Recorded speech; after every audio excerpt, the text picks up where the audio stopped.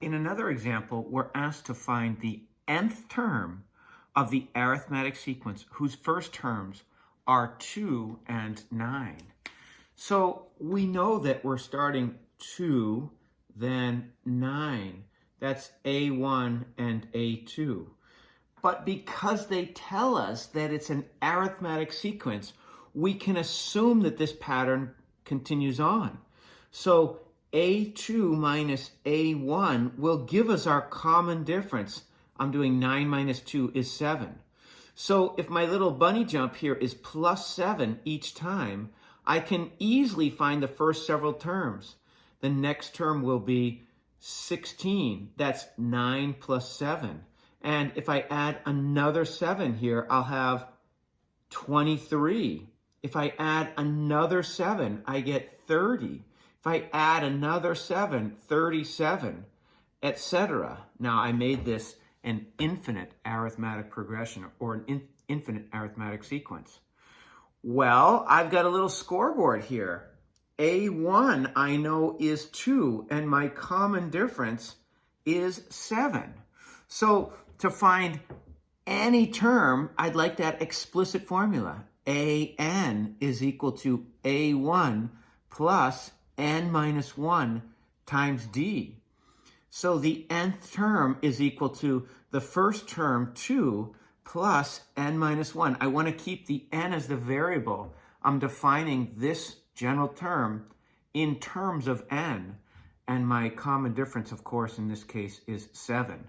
When I distribute this 7 from the back side, I get an is equal to 2 plus 7n minus 7. So an is equal to 7n. 2 minus 7 is minus 5. Here is my explicit formula. Of course, if they ask for the recursive formula, that simply means we're going to define an in terms of the other terms.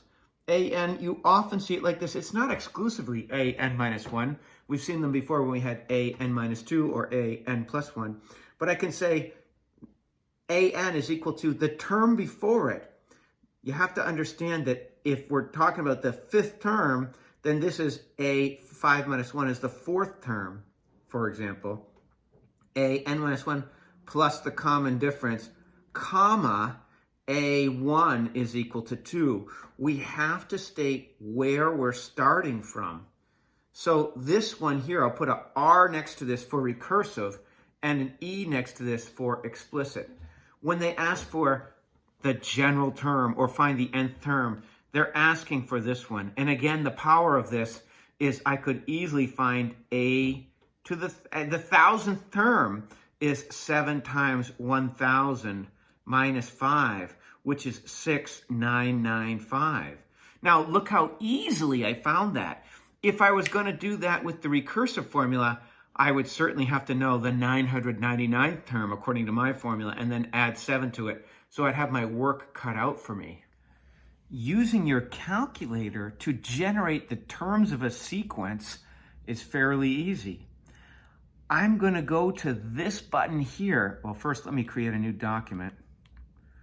Do I want to save? No.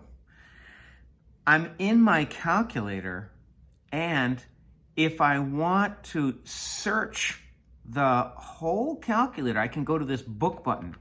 I go to the book button and I hit S, and I scroll down until I find SEQ for sequence.